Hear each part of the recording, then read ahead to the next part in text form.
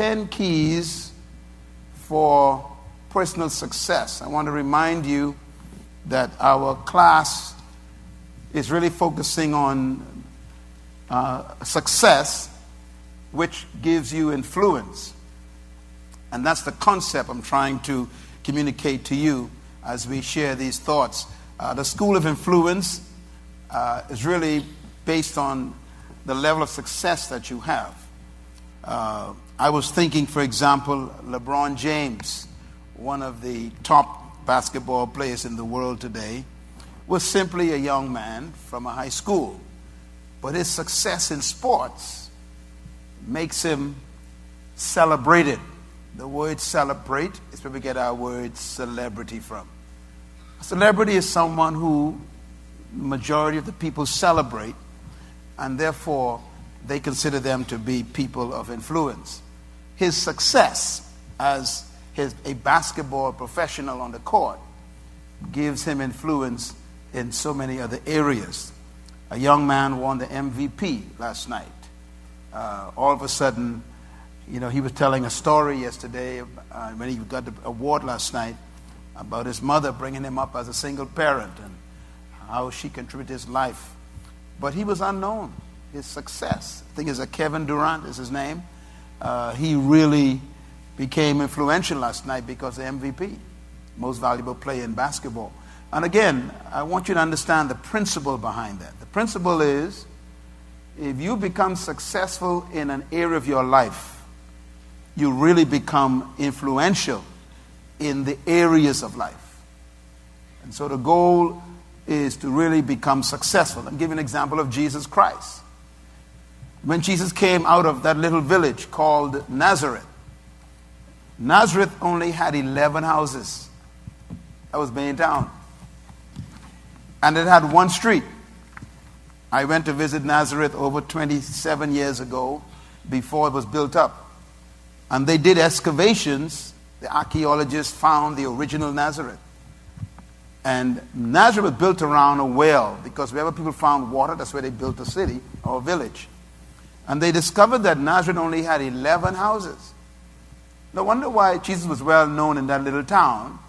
When he went back to them, they said, can any good thing come out of this little town? They said, who do you think you are? But it was really a settlement. But when he was about to begin his ministry, he had to do something successful. What did he do? He went looking for a problem.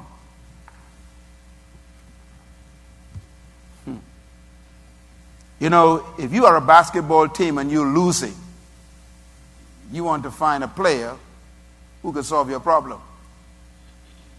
The Miami Heat went shopping and hired 4 players to solve their problem. They had never won championships. So they went looking for who? Solutions. Success begins with identifying a problem to solve. So Jesus Christ knew, if I'm going to be successful, I must succeed in something. So he went looking for a problem. He found one. He found 3 young men at that time sitting on the beach with an empty boat. That was a problem. They were professionals. They didn't know what to do with their problem. What did he do? He offered to solve their problems. What did he use? His gift. What was his gift? The gift of dominion. And he told them to go back out.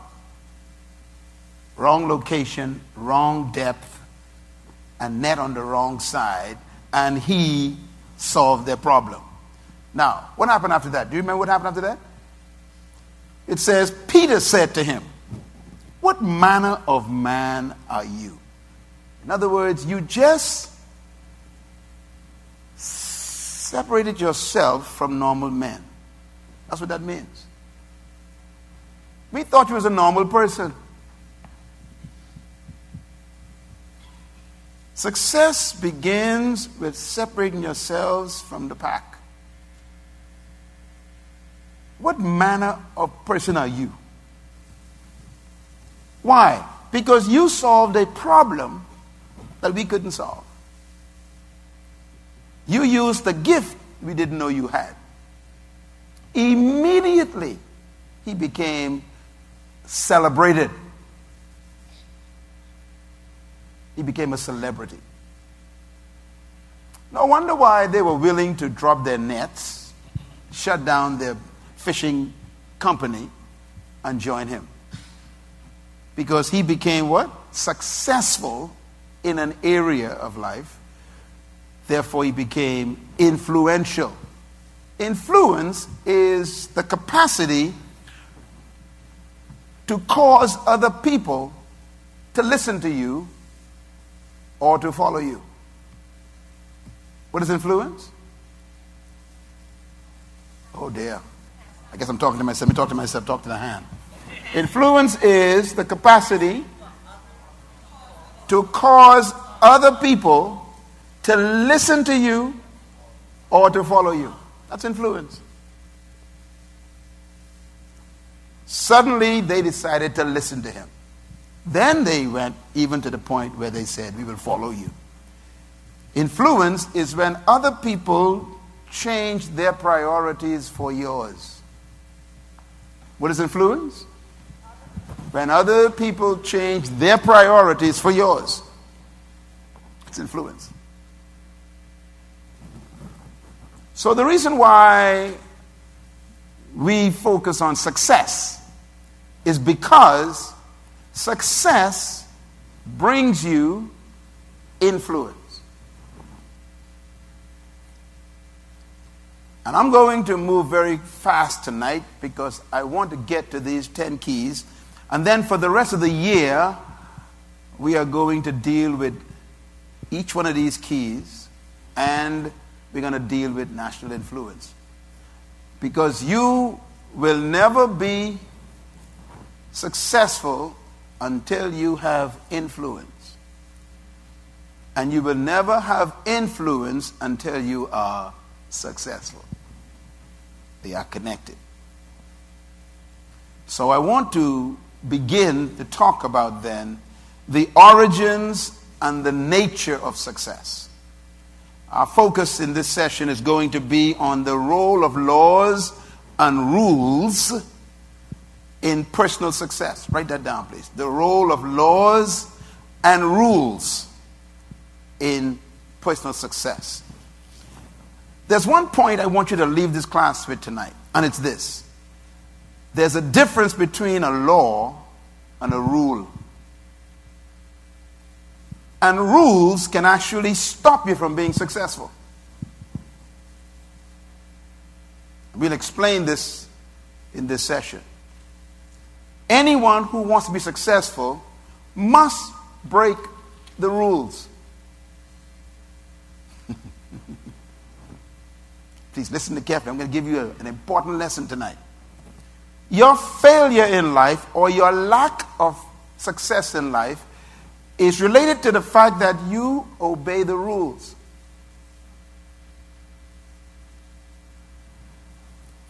Are you thinking? So don't confuse laws with rules. I want you to look at this slide, if you can see it from where you are, and I want you to say out loud the words that you see in this slide. Ready? Any word. Go. Intelligence, imagination, motivation, time, courage, confidence, ideas, hard work, creativity, will, focus, intelligence, imagination. And what's the last word? What's the big word? Success. I pulled out this slide because this slide has all the principles that lend to success. And each one of those words you may try and remember. Intelligence, motivation, imagination, will, very important, confidence, creativity, hard work, Courage. Time. Very important. You don't rush into success. So success is really an integration of a number of principles we're going to talk about tonight. I want to talk about these 10 keys or these 10 laws of success that I have used in my own life. And these keys or laws are immutable. They are also universal, and they can work anywhere in the world. These laws have no respect for your ethnic background, your pigmentation. They have no respect for your family upbringing or your culture, because laws are universal. They work for anyone if you learn them. Now, let me talk about success. I want to quickly define success for you so that you don't think that success is something else. Everybody wants to be successful, correct? I mentioned to you in my last few sessions that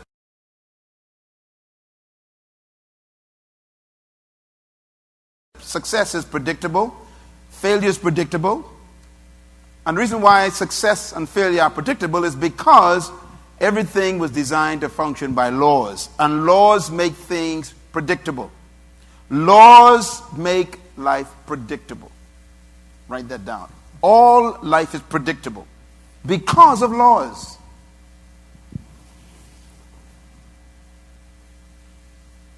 And the reason why everything has laws attached to it is because God created everything to succeed. And that success is related to God's reputation. He wants to protect his reputation through his creation. Whatever God created is supposed to work. It's supposed to succeed. Whether it's a bird flying or a fish swimming or a tree bringing, its fruit, everything has to work by laws. That means you were designed by God as God's number one highest creation. Which means that then God has to create some laws by which you succeed to make his reputation successful. In other words, success is good for God. Now, success is not a pursuit. This is important. If you want to be successful in life, don't try to be successful in life. People are failures because they try to be successful. Successful people didn't try to be successful. They simply followed some laws. In other words, success is a result of obedience to laws. What did I say? Talk loud back to me. What did I say? Write that down and tweet that to somebody right now. Hashtag Miles Monroe. Success is what? A result. It's not a pursuit. In other words, success is a byproduct of an activity that you are involved in. LeBron James had no desire to be successful. He desired to be the best player, that's all. So he followed some rules. Last night, I heard them interview him after the Miami basketball team won by 20 points. And they asked him a question. They said, "How did you do it?" He said, "Well, we had a few days off. And instead of resting, we spent all the time on the gym shooting." In other words, on their break, they were working. What was he doing? He was following one of the laws. Hard work even when you're off.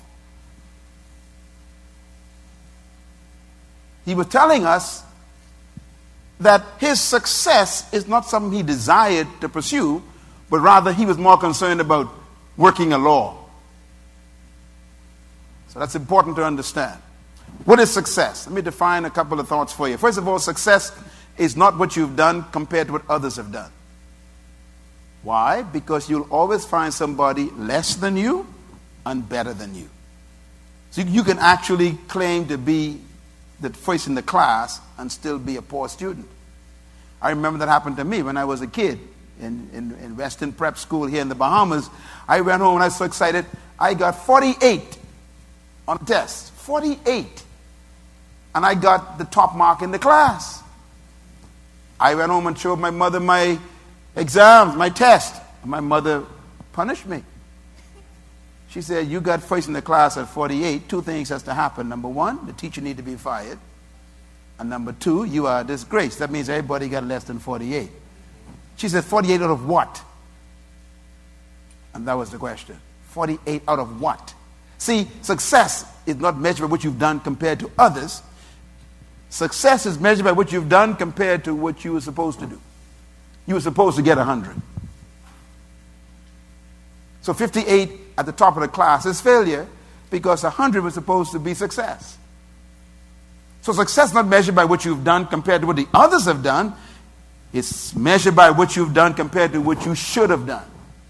In essence, success is the fulfillment of the original assignment or purpose for which the entire test was given. Your life, therefore, is measured by why God created you, not what you've done. Let me try it again.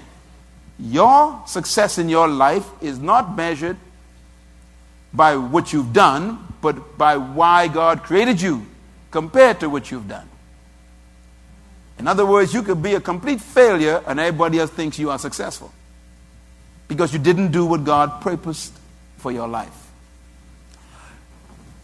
Conclusion then is that success is simply fulfillment and completion of original purpose. The purpose for the exam is for me to get 100%. I got 48. So according to the examiner, even though I got the highest score, everybody failed, including me. Because the issue is not my comparison to the others who got less than me, but my comparison to what I was supposed to have gotten. The purpose for the class was 100%. Everybody still with me? So success in your life is, first of all, discovering why did God create you? What was the assignment, the purpose for your birth? Why did you come into the world? And this is really the key to measuring your success in life.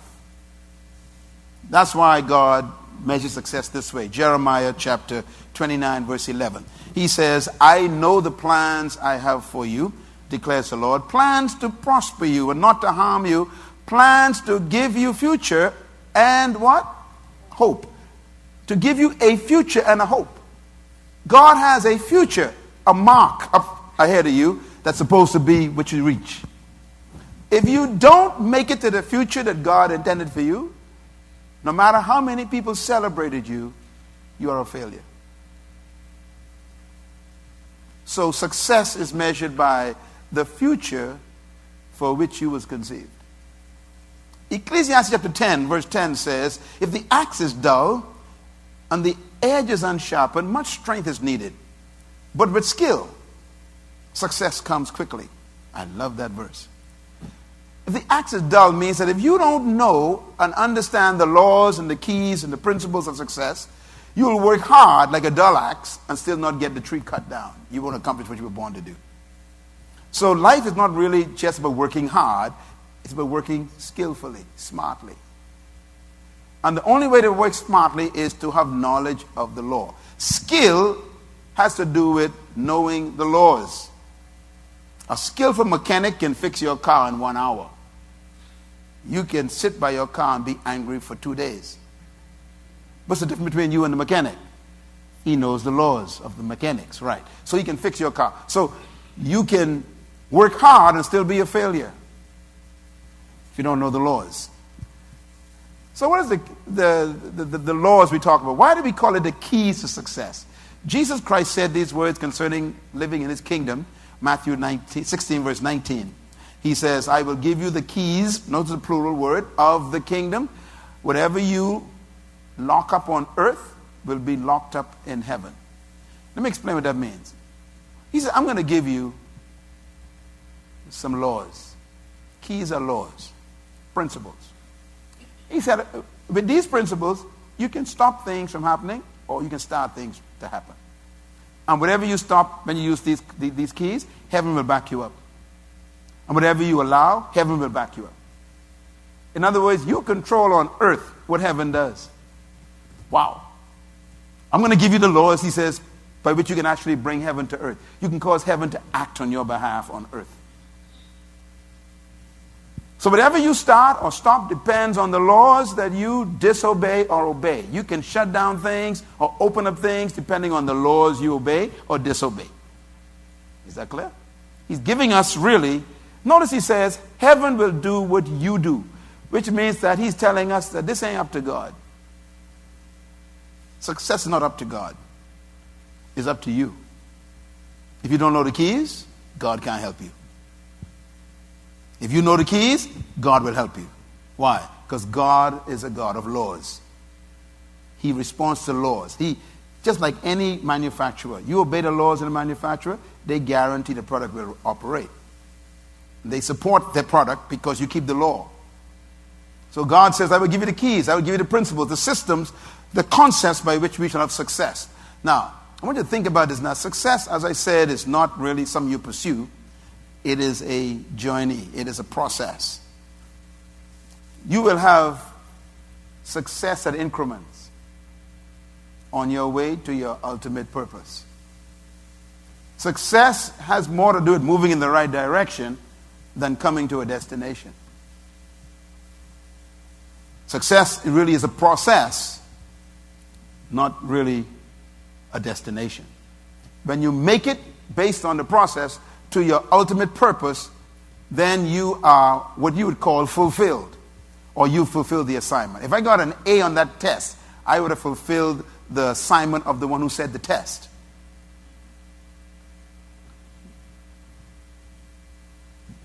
Maybe God does spank us when we bring 48% home. We are proud of something God's ashamed of. We tell God, look how good I've done. God says, you should see what you could have done. You've settled for this? You call this special? You call this success? You embarrass me, he says. And that's why I'm going to share with you the difference between laws and rules. Very important. The secret to success, Joshua 1, verse 8. God told Joshua the secret to success. Here it is. He says, keep this book of the law on your lips. Meditate on it day and night, so that you may be careful to do everything written in it.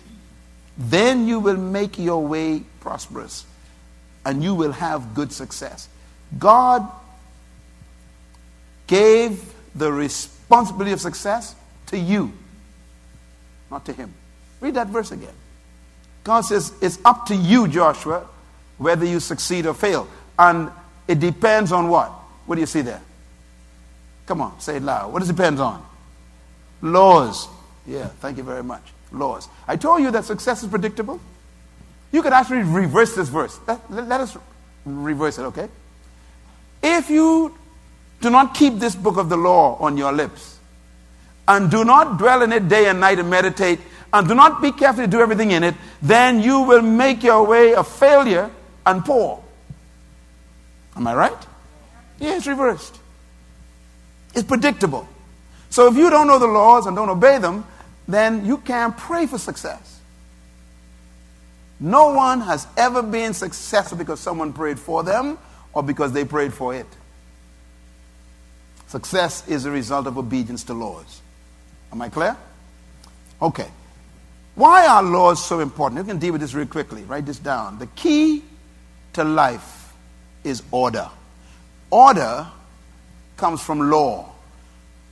The source of law brings order. When you obey laws, you bring order to your life. The ultimate law, therefore, of life is law, because there's nothing more important than law. What does law do? Laws protect, sustain, preserve, they guard, and they promote life.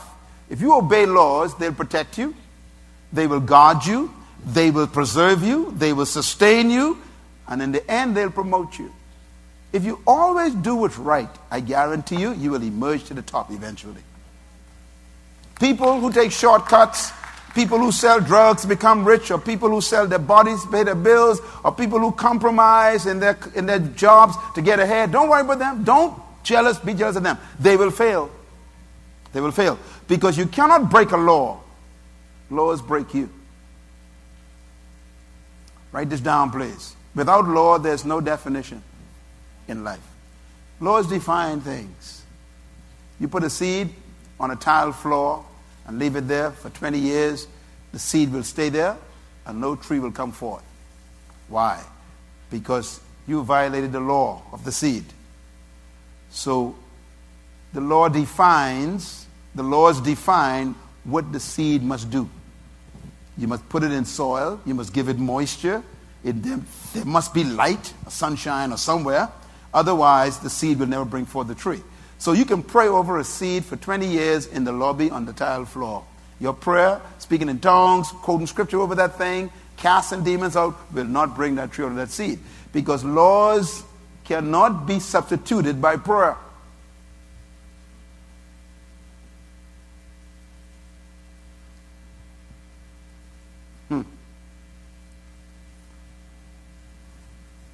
Prosperity doesn't come by prayer.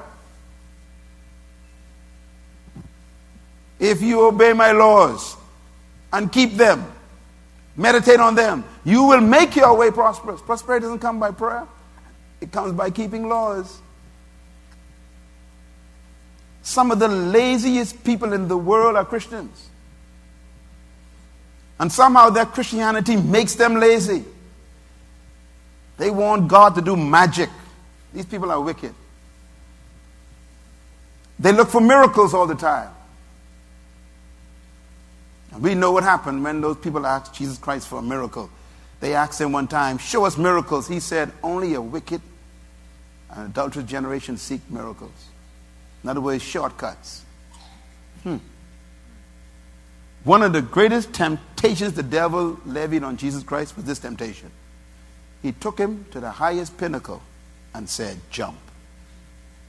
That was a shortcut. He said, you won't dash your foot against a stone. You won't hurt yourself. In other words, take a shortcut. Don't go through all that stuff about the cross and, all the pain and the crucifixion and going to hell and rise. He said, look, let's just get over it. You jump now, they'll believe you.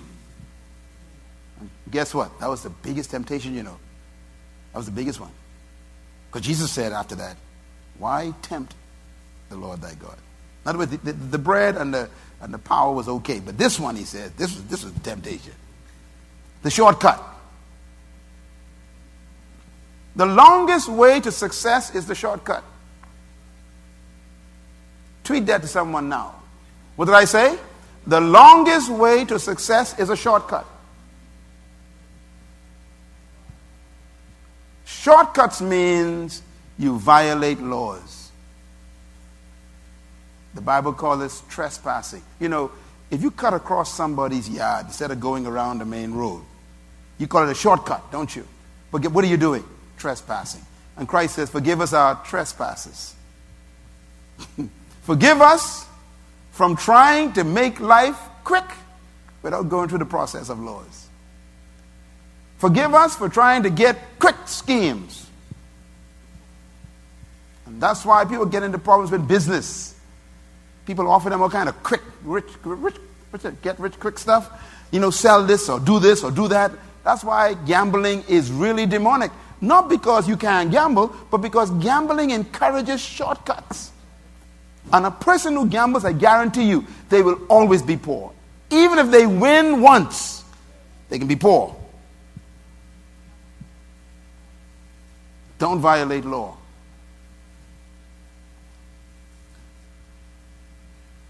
Now, I want to show you the difference between natural law and supernatural laws. Write them down. Number one, natural law is inherent in creation. That means it's built into creation. Number two, natural law establishes natural order. Number three, natural law regulates natural relationships. Notice the word natural is from the word nature. Natural, nature. Yeah, it's built into nature. Natural law cannot be changed. Natural law is built-in consequences. In other words, natural law doesn't need God to punish you when you violate it. For example, gravity is a natural law. If you jump off a 10-story building, God doesn't need to kill you. Why? because the consequences of breaking the law is built into the law. Can I suggest to you that God really doesn't judge you? The laws he established judges you. Natural law has built-in consequences. Next, natural law has inherent judgment. Again, it tells us that it's predictable. If you keep smoking cigarettes, we don't need to wonder what happens to your lungs.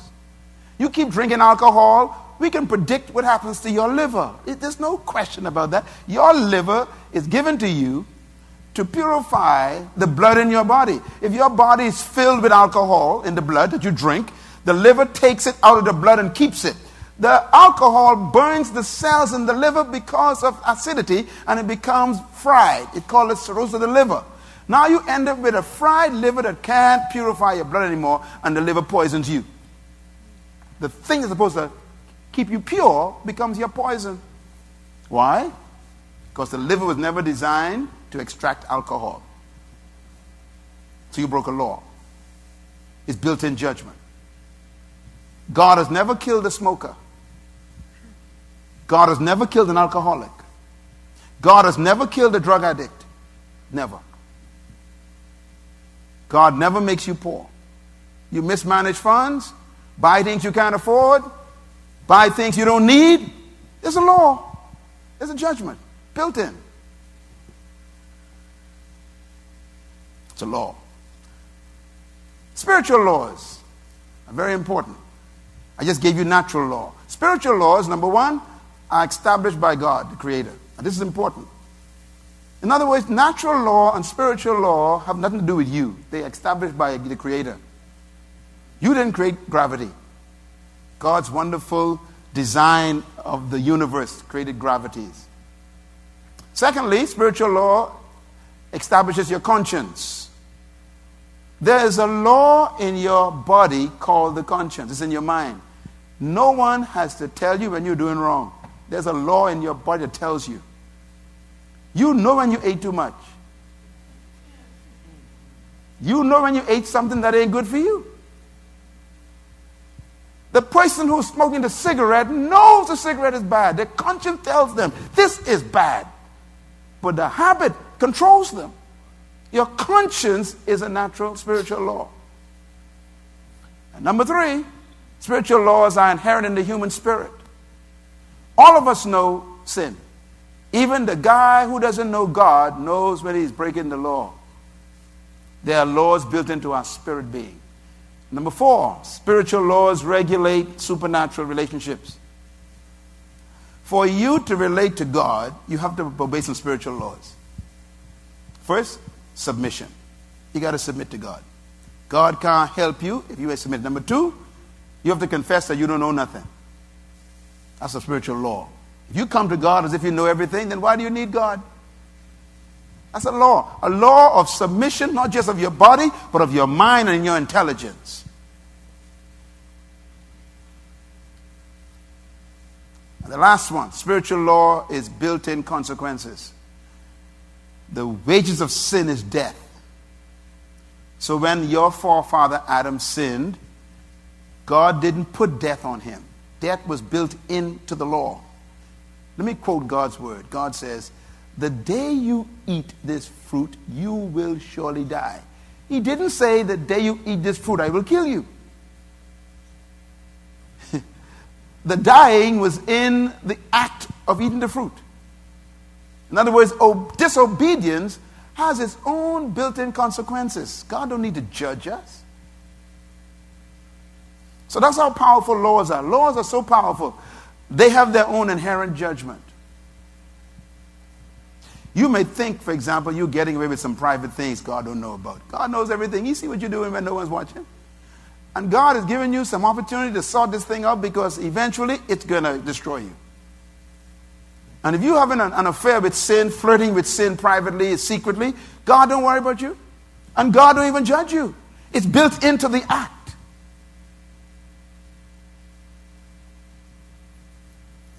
Laws are inherent.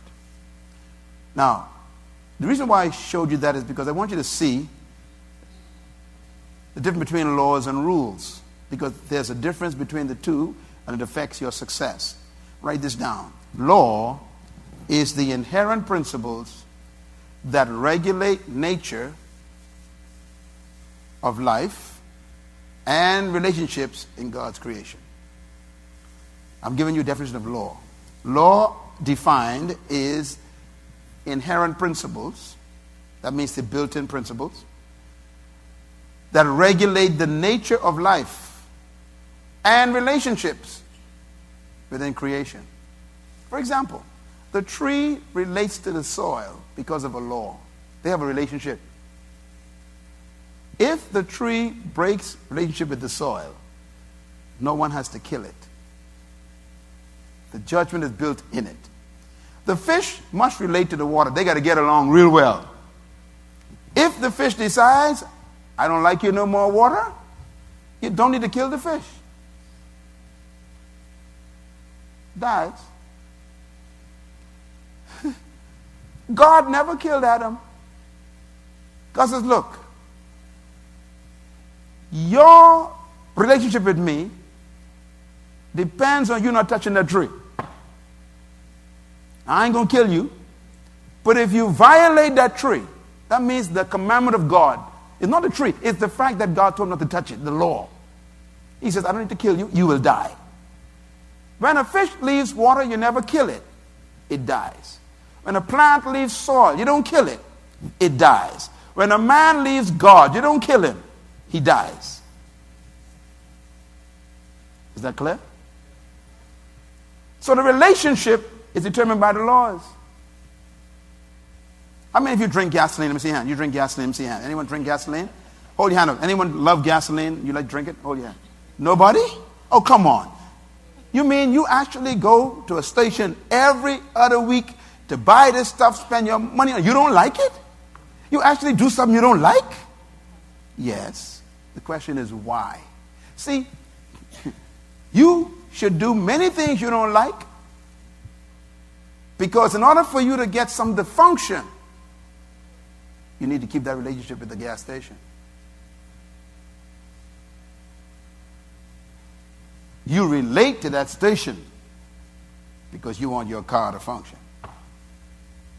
So there's a law. The law says cars need gasoline, and the station has it. So you got to develop a relationship with the station constantly for the rest of your car's life. If you decide one day, I ain't never going back to the station, car says, then I ain't never driving no more. So you shut it down. So laws create relationship. Very important. Number two, laws are both natural and supernatural, both physical and spiritual, to guarantee maximum fulfillment of purpose and potential. In other words, God created all the laws to work in your favor. The problem in life is simple, you know. We don't know the laws. So we come to life experimenting, guessing, hoping things work out. My real simple job for the rest of my life, the reason why I am doing what I do, the reason why you call me maybe a pastor or teacher, it's a simple job I have. My job is to teach you the laws. Every day I get up, I just teach laws. You know, this ain't nothing about anointing and all that deep stuff. This really is about laws. You can have an anointed fool teaching foolishness.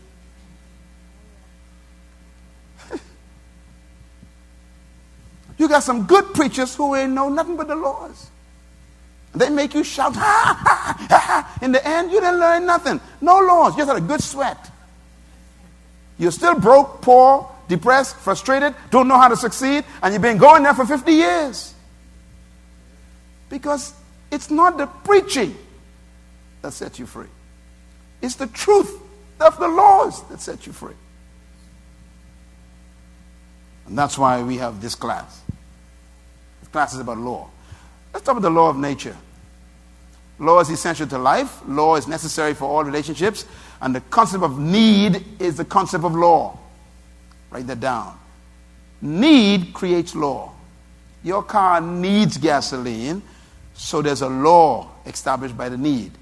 The fish need water, so there's a law established by the need. The plant needs the soil. So there's a law started by the need. You don't want God. You need God. That's why you come back to God.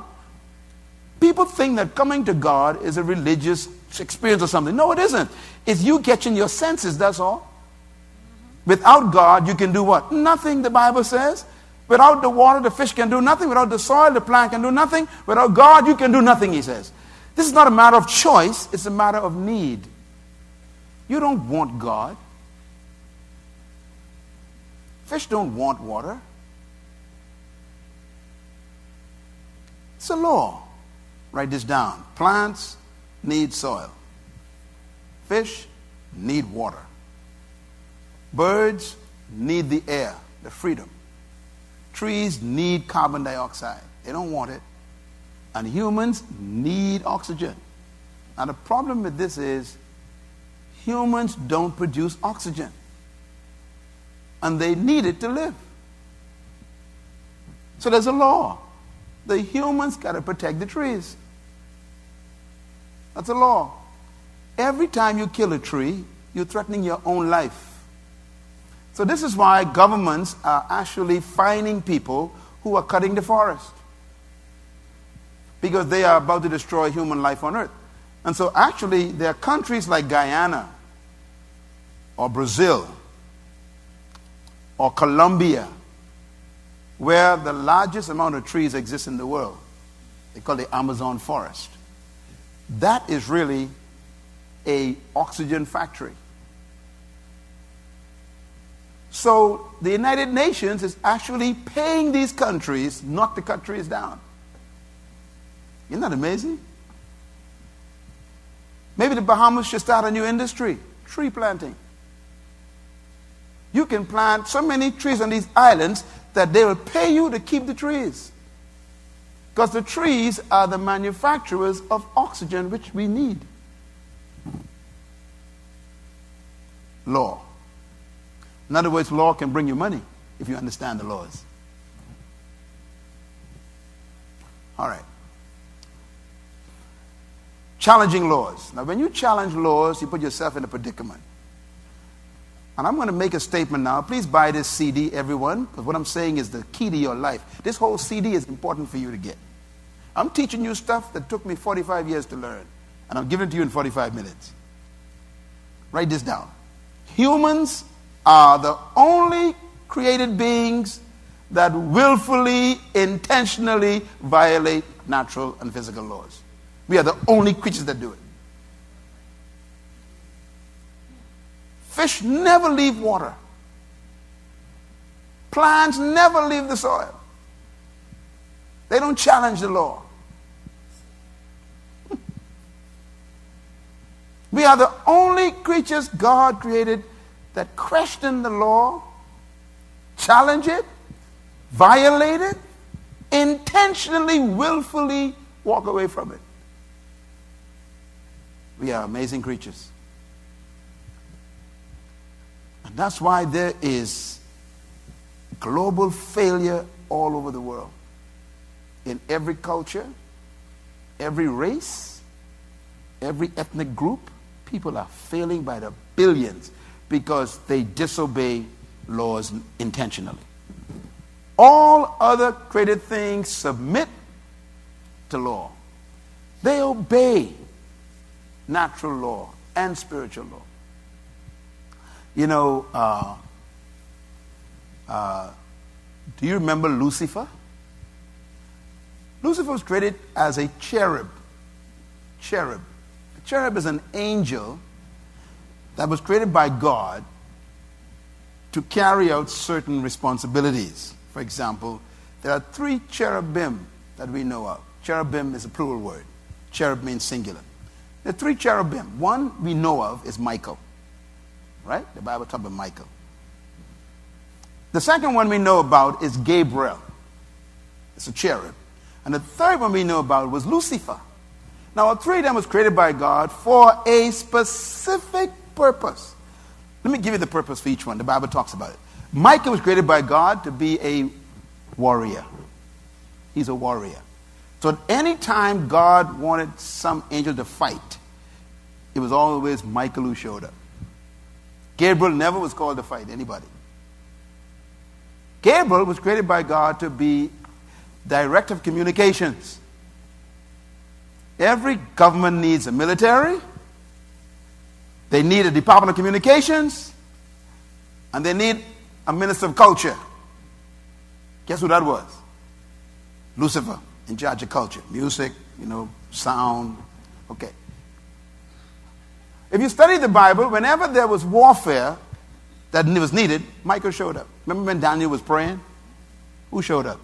Michael. Do you know who cast Satan out of heaven? The Bible says Michael. He's the fighter. Whenever God wanted someone to bring a message, Michael never showed up. It was always Gabriel. In every place there's a message coming from God, Gabriel showed up. It was Gabriel who came to Mary. Because he's a communicator. He's the messenger. Lucifer was director of music and culture. What did he do? It was a law that you stay in your place. He decided to remove himself from his position. Let me tell you what a demon is. A demon is simply a person out of position.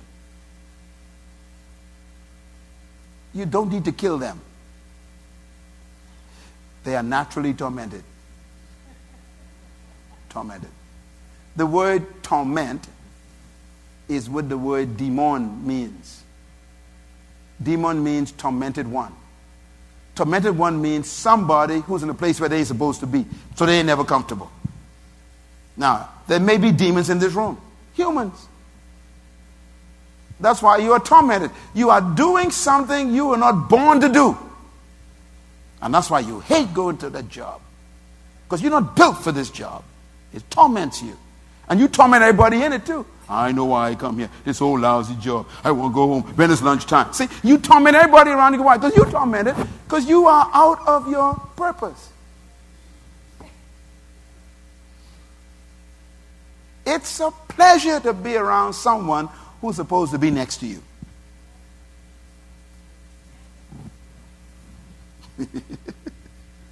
My God. Some of you are smiling. There's some demons in your work when you go to work tomorrow. You know them very well. For 10 years, they've been complaining about that job, and they still wouldn't leave. This is tormentation. This is tormented people. Why? They ain't built for this. It's not their gift. Not their gift. Am I making sense? So let's talk about the law of humanity. First of all, God created all things to live and function by laws. You said that. But God created mankind to live by natural and spiritual laws. And that's why all humans must learn laws for the relationships to be built properly. The reason why people fail is because they don't know the laws. And therefore, all relationships are products of law. How you relate to life depends on the laws that you're supposed to obey. Law is the key to success and prosperity. Do you ever wonder why God told Joshua, if you obey my laws, you will have good success? Do you know why? Because you can have bad success. He says you will make your way good, prosperous. Why? There's bad prosperity. A drug dealer has a lot of money, but he can't sleep. Why? Because the brother's trying to kill him. He got to stay up all night watching his money. This is not prosperity. This is torment.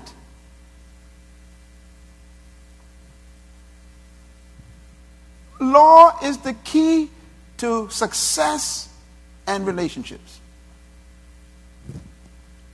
And so, again, I encourage you to listen carefully during this series for the laws.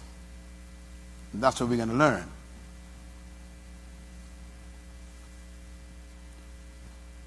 I was telling one of our ministers yesterday, I said, I will never be poor again. Impossible. I will never be poor again. Why? Because laws are predictable. Laws give you control over life. Write that down. What did I say? Laws give you control over life. When you know laws and you obey laws, you control the outcome. There's a verse in the Bible that we don't even think about. Simple verse, daughter. Jesus says, a farmer goes out to sow. He sows a seed. Watch this now. He says, and then he sleeps and he wakes and he sleeps and he wakes, and so comes the shoot and then the tree and then the fruit. Now, what you didn't hear Jesus say is, he goes to bed and he prays and he fasts and he speaks in tongues. He did not say that. He said he goes out and he sows the seed in the soil.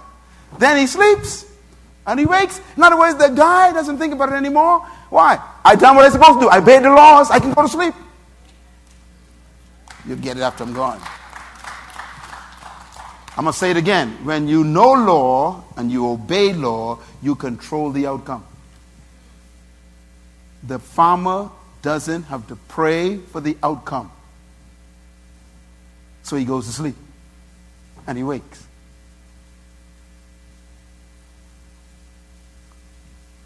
After you go to the gas station and you fill your car with unleaded gasoline, do you pray for the car to run? No. Why? You obeyed the law. So you don't even pray. You just press the gas and you're gone. Why? It's supposed to work if I do what I'm supposed to do.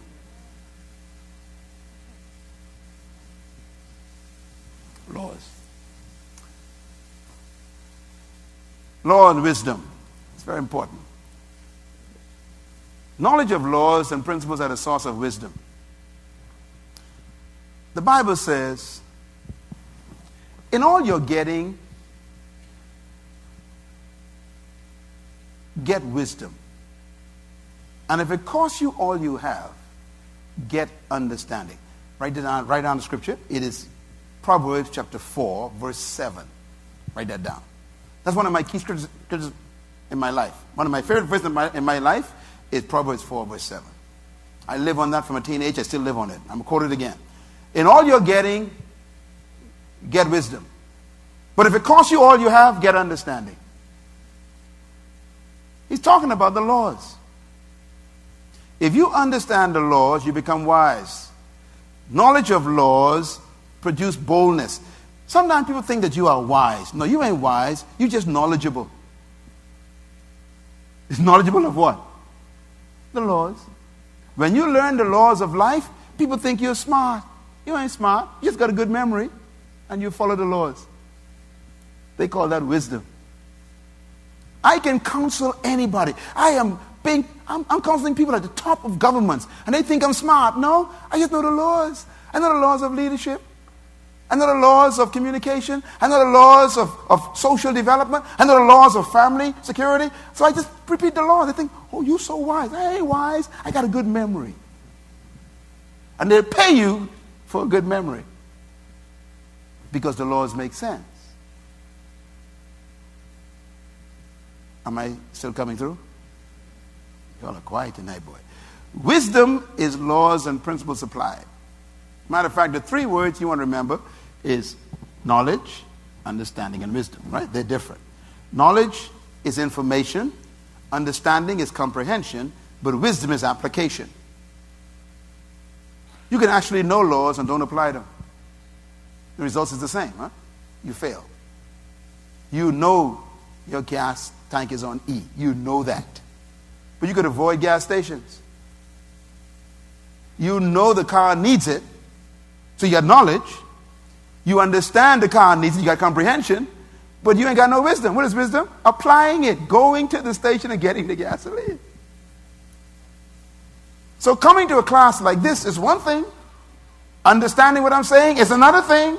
But leaving here, what you do with it is totally up to you. And wisdom is application. So laws and principles are more important than power. When a person knows the laws, they have power. When you learn the laws, you can demand your own value. Your car breaks down, the mechanic knows the law, the mechanic says, look, $300. He says, I don't care how you argue. You want car work? I know laws. So it's $300. See, when you know laws, you can demand your own value.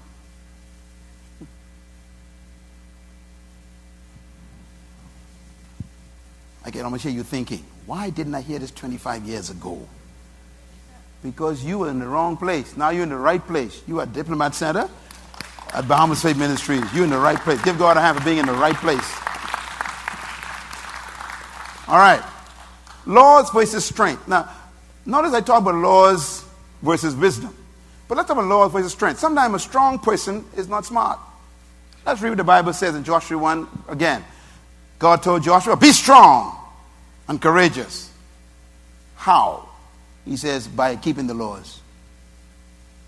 Your strength is proven by the laws you know and the laws you obey. A strong person is a person who keeps law. I ain't talking about ritual laws now, I'm talking about the laws that God built into life, inherent laws. The 10 Commandments are actually divine laws. You can't change them. I was thinking the other day, when God said, do not kill. Do not kill. I was thinking, kill. That means anything that's alive could be killed, correct? You can kill a forest. Now, why does God say don't kill? Because when you kill, you affect everything else.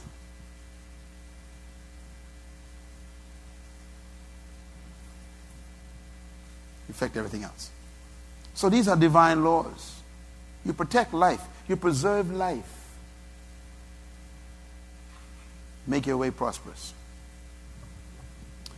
Now, I want to wrap this up with the difference between laws and rules. It's very important. I'm going to give you the 10 laws.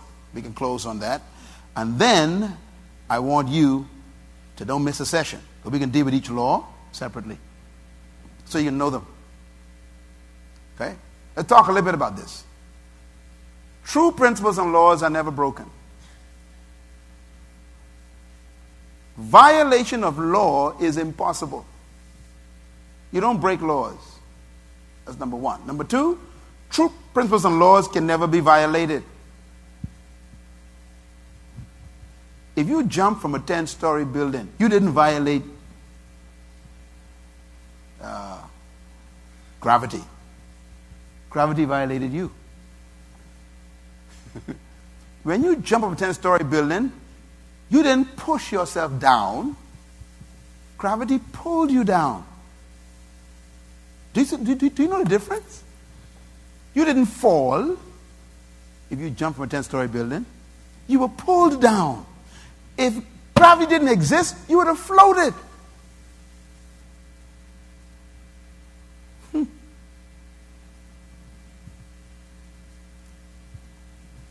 You don't break laws. That's number three. True laws and principles break those who violate them. Number four, the creator of true law does not have to impose judgment. These are important principles of violation of law. Number five, judgment is inherent in true law principles, built into them. And number six, true law and principles attract and activate their own benefits. I like this part. And their judgment. I don't like that part. Can I say that one again? True laws and principles attract and activate their own benefits or judgment. If you learn the laws of life, learn the laws of creation, learn the laws of spirituality, if you learn them and you obey them, they attract benefits. If you keep my law, Joshua, you will make your way prosperous. That means you cannot fail. Failure and success is not up to God. God's finished. He's created the whole thing. He put it in motion.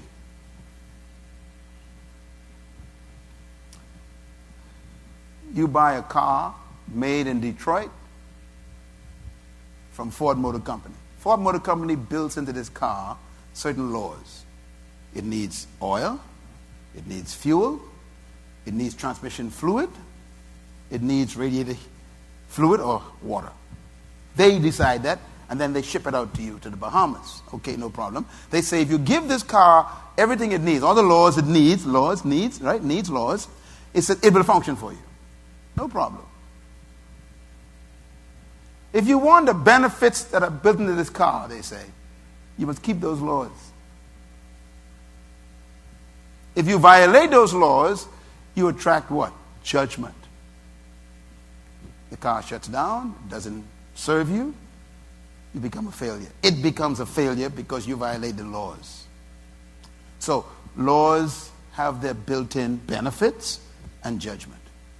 What's the benefits of law? Number one, laws and principles protect the product. Number two, laws and principles preserve the product. Number three, laws and principles serve the product. Number four, laws and principles guarantee product function. Number five, laws and principles simplify product operation. This one is important. If you know the laws, operation becomes very easy. You know, some of you got an iPad, you're working with that, right? You learn some basic things with iPad, right? That the laws, how it functions. And when you bought it, sometimes they have it built into the iPad. They have a function that says this will teach you how it functions. So you can press that and it teach you how this product functions. That is there to protect the product from abuse. So laws and principles simplify product operation. Once you know how it operates by the laws, then you don't need to pray. You don't need to pray about how to operate your iPad, do you? Just learn the laws. At least in number 6, laws and principles bring peace and confidence. When you know the laws, you are confident. Why can I teach in this class with so much confidence? Because I know the laws and I know what I'm saying is true because I actually am a result of them. I learned them, tested them, proved them. They work. So I can speak with confidence. These laws work. Laws give you confidence and boldness. Number 8, laws and principles are the enemies of fear. When you know the laws of life and the principles of life, there's no fear in your life because you know what to do. Fear is evidence of ignorance. What did I say?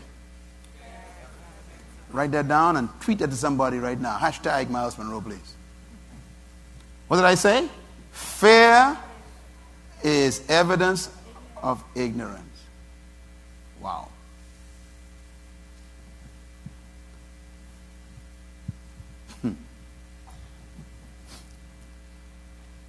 If you know you got $100,000 in the bank and everybody panicking, they ain't got no money, are you going to panic? Why you not going to panic? Now, you can't see the money, they can't see the money. But how come you're not panicking right next to them? Because you know something. That's all. Knowledge reduces fear. Jesus Christ had no fear of death. Now, that wasn't because he was God. He told us why. He said, my Father told me that if I lay my life down, I could take it up again. That knowledge made him fearless of death.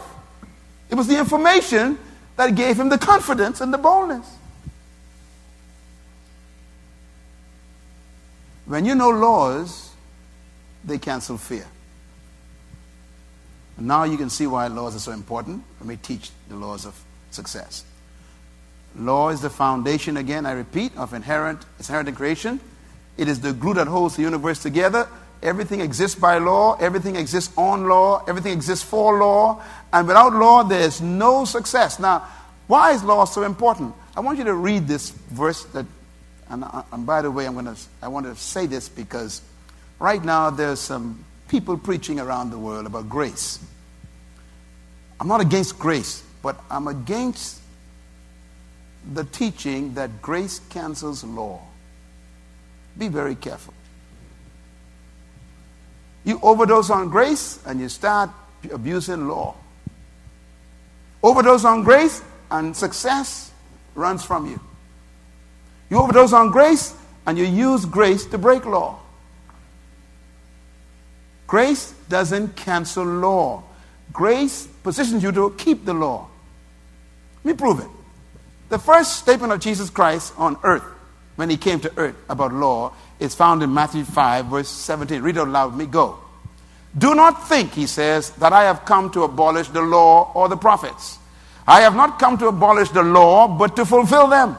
And I tell you the truth, watch this now, until heaven and earth disappears. Is earth still here? Heaven still up there? Good. He says, until they disappear, not the smallest letter or the least stroke of the law will disappear from the law until everything is accomplished. The earth's still here. Wait, it gets better. Read.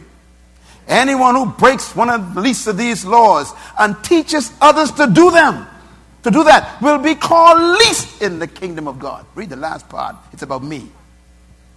But whoever practices and teaches these commandments will be called great in the kingdom of heaven. I'm a great man. Are you great? Yes, because you learn how important laws are. You can teach others, right? You become a great. Christ says I'm great, not me. I am great in the kingdom of God because I teach you to keep law, not to keep grace. Grace forgives you so you could keep laws again. Yeah. Please get my series in the bookstore on law and grace. It'll help you. Now, I can't wait to get to this part here. Laws and tradition. Laws and tradition are different. Traditions can give you failure. Most people fail because of tradition. If you're going to be successful, you have to break tradition. Somehow we've made tradition and law the same. They are not. Let's read Matthew chapter 5, verse 20, the words of Jesus Christ out loud. Read. For I tell you that unless your righteousness surpasses that of the Pharisees and teachers of the law, you will not enter the kingdom of heaven. Now, that word righteousness means what? To be realigned with God's laws. Okay?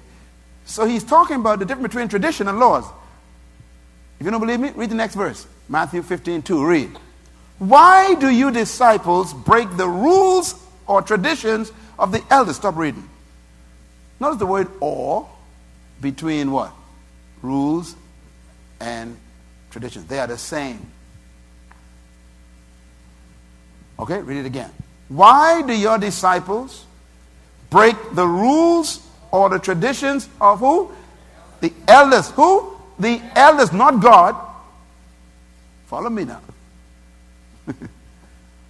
You got to separate what man made from what God established. I guarantee you with all my strength that man has designed your failure.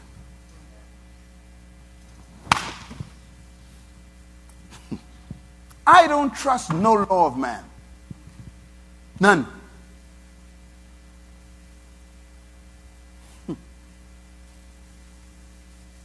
This is very important what I'm saying. He said, they said, why do your disciples break the rules and traditions of the elders? Nothing to do with God. Read the next statement. They don't wash their hands before they eat. Sound familiar? Jesus replied, now he can respond to them. Why do you break the laws of God in place of your traditions? Your rules, your traditions. Wow.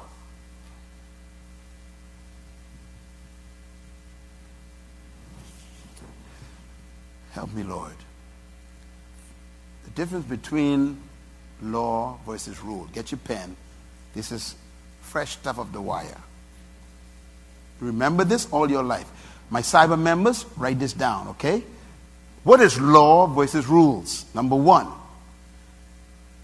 a general rule or principle that is thought to be true or held to be binding. the world calls that law. It's a rule. Number two, in the world, let's say that a statement of a scientific fact or phenomenon that is invariable under given conditions. They call that law. Now, that's not necessarily true, because God violated many facts. Like walking on water violated a scientific fact. Opening the Red Sea. Some say they ain't real. It happened. But God violated the natural facts. Number three, they say laws are principles set out in the Bible, especially the Pentateuch, which is the first 5 books of the Bible. Matthew, Mark, Luke, Genesis, Exodus, Leviticus, Numbers, Deuteronomy is the Pentateuch, the laws of God. They also say that laws are a rule or conduct or procedure recognized by a community as binding or enforceable by authority. This is dangerous stuff here. Law is a rule of conduct or procedure recognized by a community as binding or enforceable by authority. This is dangerous stuff. For example, in America some years ago, they made a rule that black people were only 2/3 humans. That means they were half animals. That was a law in America, right? So they expected the procedure to follow that. That means a black man could never be treated like an equal human to anyone else. So he was sold like you sell animals.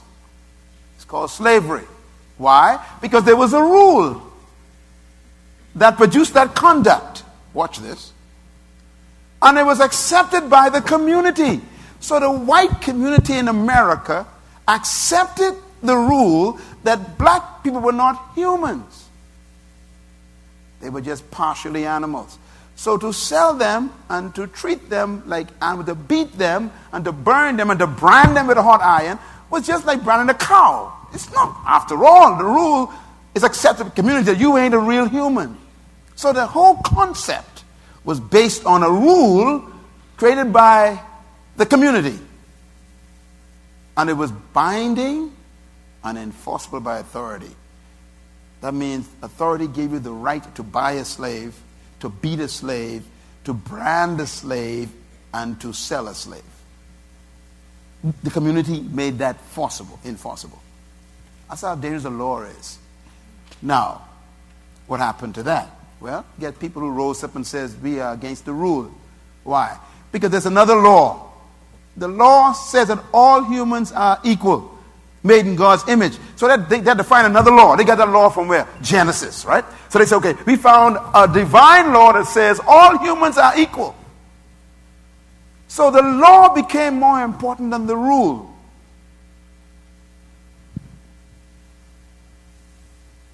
I don't trust the rules of men. You can see why. Because rules of men are designed to make sure you fail and to keep you from prosperity and success. The last one is the most frightening one. They say laws are an act of passed by legislature or a similar body. This is dangerous. A law is an act passed by legislature or a similar body like Congress or something. Now, that's dangerous, eh? They're making laws today, all kind of laws. I don't call them laws, I call them rules. The Bible calls them rules and tradition. They are trying to make it a tradition that 2 men get married, for example. 2 men can get married. They try to make it a tradition so they can become acceptable by the community. Remember, the community now is the problem. And they want to enforce it by authority. You have to marry 2 men if they come to you. Why? By law, they say. So there's a problem in some countries where if 2 women come to get married, you got to marry them. Why? The authorities have to enforce it. Why? Because legislature says it is a rule, which they call a law. Now, problem. They made a human law, but natural law disagrees. the two men can't have children. So your human law cannot stop natural law or divine law. That's why we teach in this church the divine laws. And I'm telling you right now, I am willing to die to protect natural law and divine law. I know you're clapping, but that's going to be tested one day. See? We can see if you mean that clap. Me, I already decided. That don't mean nothing to me when it comes to protecting the laws of God.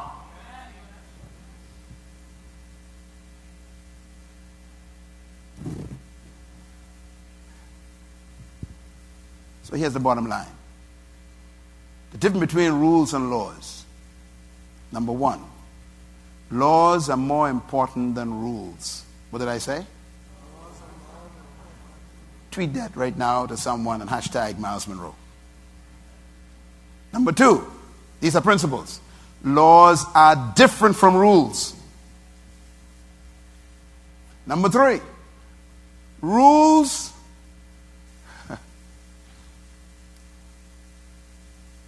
these are retractions, customs, limitations, and boundaries created by men. That's what a rule is. Men retract from the divine laws. They create customs. They create limitations. That's what a rule is. It's a limitation. They create boundaries. A rule is not a law. It's not a real law. If man creates a rule, it is not a divine law. See, man was designed by God to protect natural law and divine law. What man has attempted to do is to create a third set of laws, which are his own laws. And many times, those laws violate the first two laws, natural law and divine law. That leads to point number 4. Laws should never be subject to rules.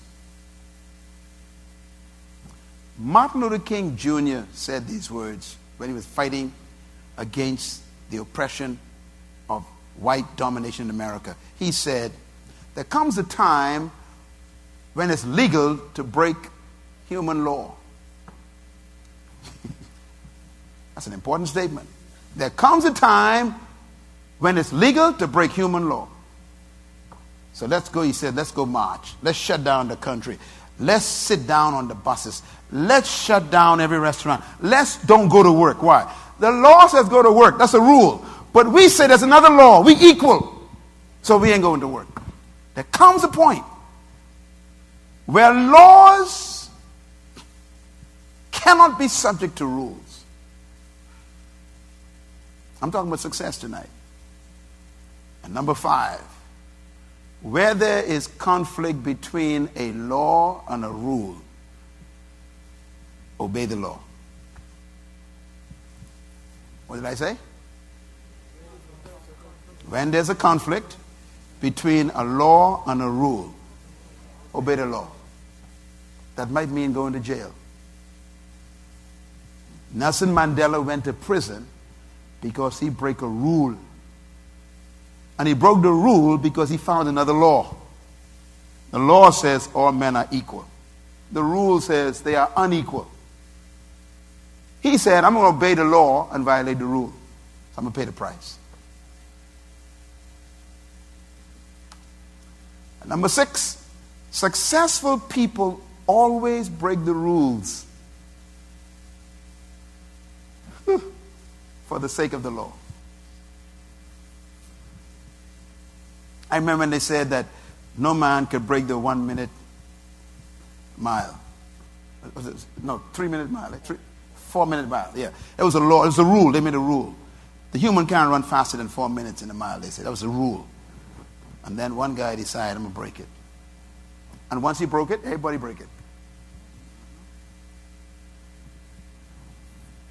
Leaders are always rule breakers. That's why they're leaders. You can't lead by keeping rules. You lead by keeping laws, but not rules. Because rules are made by men. We appreciate you. It's your love and your support that makes Miles Monroe International possible around the world. Visit us online, share your testimony, prayer requests, and to view Dr. Monroe's schedule or to join us in partnership. Thanks to you, we are transforming followers into leaders and leaders into agents of change.